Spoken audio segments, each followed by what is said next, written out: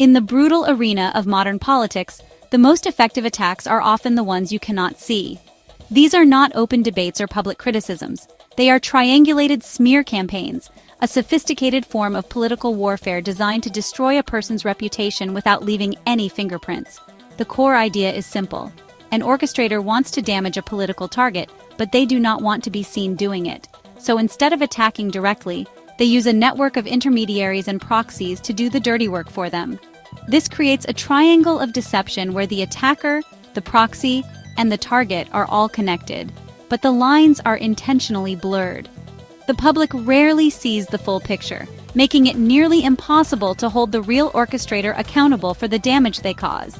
This strategy works because it creates plausible deniability. Imagine a political operative who wants to brand their opponent as corrupt. Instead of making the accusation themselves, they might leak a misleading document or deepfake image video to a friendly blogger or a partisan news outlet. That outlet then publishes a story, which is then amplified by anonymous social media accounts and sympathetic commentators. The original operator can then stand back and claim they had nothing to do with it. They can even pretend to be just as surprised as everyone else. The attack appears to come from multiple independent sources, giving it a false sense of credibility. This is the essence of triangulation. The attack is laundered through third parties, making it seem organic when it is anything but. This method is far more potent than a direct assault. When a political rival attacks you openly, voters can assess their motives. They know it is a political fight. But when the attack comes from what appears to be a grassroots citizens group, an independent journalist, or a concerned community leader, it feels different. It feels more authentic. These proxies are the invisible assassins of political discourse.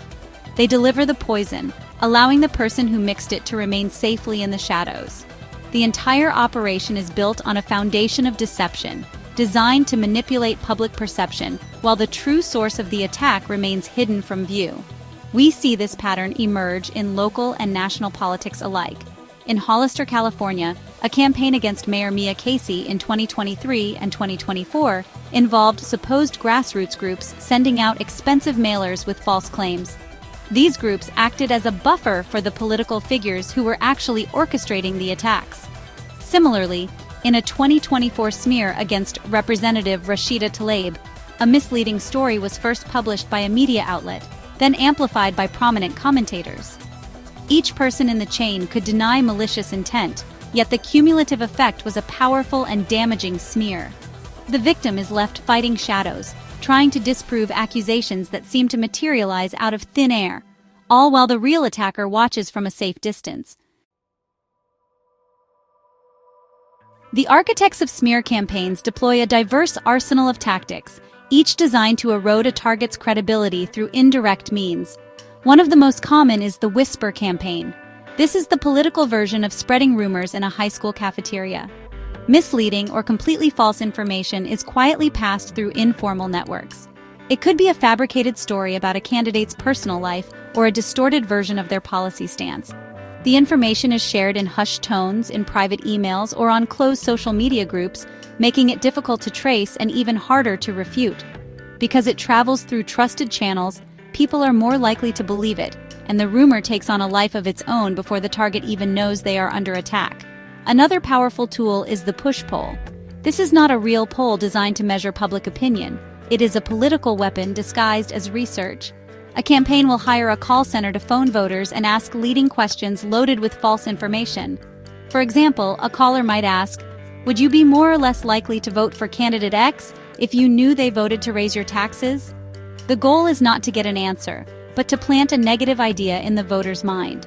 It is a smear delivered under the guise of an innocent survey. The voter hangs up with a newly formed negative impression, and the campaign behind the poll can deny any responsibility, claiming it was just legitimate research. Social manipulation is perhaps the most modern and insidious tactic in this arsenal. Orchestrators use armies of anonymous social media accounts, sometimes real people and sometimes automated bots, to create a false consensus. These accounts can swarm a target's online profiles with hostile comments, share manipulated videos, or push a hashtag to make a fringe idea seem like a mainstream concern. This creates an echo chamber where a lie is repeated so many times that it starts to feel true. For instance, in the 2024 smear campaign against Haitian immigrants in Springfield, Ohio, a baseless rumor about them eating pets was amplified by social media and fringe outlets, creating a firestorm of fear and outrage based on a complete fabrication. These tactics are all designed to work in concert, creating a disorienting and overwhelming assault. The South Carolina school librarians targeted in 2024 faced this multifaceted attack. It began with an out-of-context quote pitched to a right-wing blog by a PR firm, which then led to a public condemnation from a politician who accused them of grooming. This character assassination was then amplified online, leading to threats and harassment. The librarians were not just fighting one false story, they were fighting a carefully constructed narrative pushed by multiple actors. Each piece of the campaign, from the whisper to the push-pull to the social media mob, is a weapon in a war of perception, and the target is always at a disadvantage. For the person being targeted, a triangulated smear campaign is a uniquely isolating and maddening experience. While outsiders may only see isolated incidents, an odd news story here, a negative social media comment there, the victim sees the full coordinated pattern. They are the only ones who can connect the dots between the anonymous blog post, the sudden hostility from a community group, and the leading questions in a push-pull. They feel the pressure from all sides, a constant barrage of attacks that seems to come from everywhere at once. Yet, when they try to explain this to others, their concerns are often dismissed. They can sound paranoid or like they are overreacting to individual criticisms. This sense of isolation is a deliberate goal of the campaign. The attackers want to cut the target off from their support system. They might expand their attacks to include the target's family, friends, or professional allies, making people afraid to associate with them. In the campaign against Hollister's mayor, attackers not only spread lies about her policies, but also went after her husband and her supporters online. This creates a chilling effect, forcing allies to back away to avoid becoming targets themselves. The victim is left feeling completely alone, surrounded by a chorus of hostile whispers while their friends and colleagues fall silent. It is a form of psychological warfare designed to break their spirit. The public, meanwhile, remains largely unaware of the coordinated nature of the assault. Most people are busy with their own lives and do not have the time or resources to investigate the origins of every political rumor they hear. They see a headline, a social media post, or a soundbite on the news. They do not see the hidden network of operatives, PR firms, and proxy groups working behind the scenes. The fragmented way we consume information makes it easy for these campaigns to succeed. A lie can travel around the world before the truth has a chance to put its boots on. And by the time a fact check is issued, the damage is already done and the public has moved on. This creates a painful reality for the target. They are living in the middle of a storm that no one else can see. They know they are being systematically attacked, but they struggle to prove it.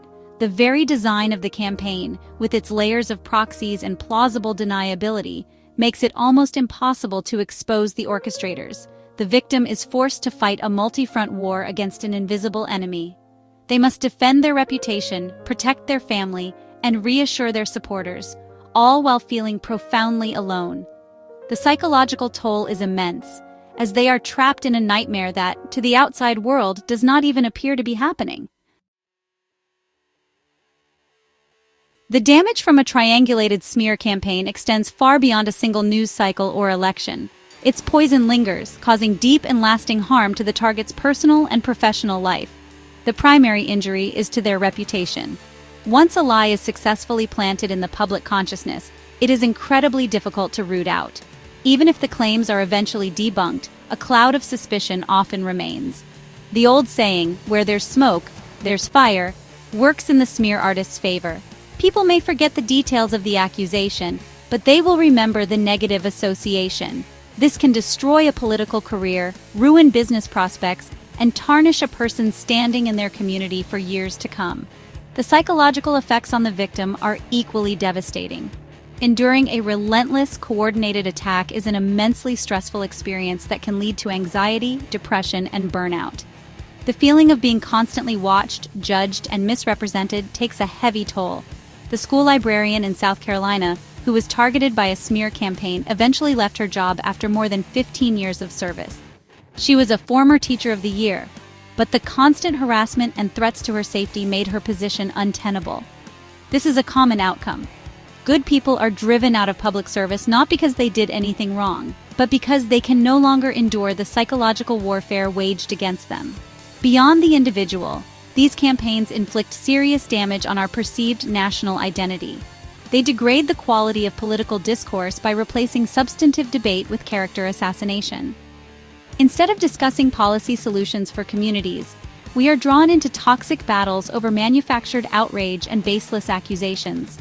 This erodes public trust in institutions, in the media, and in leaders. When voters cannot distinguish between legitimate criticism and a coordinated smear, they become cynical and only engage with what they understand. The ultimate goal of many of these campaigns is not just to defeat one opponent, but to make people so disgusted with politics that they give up on the process altogether.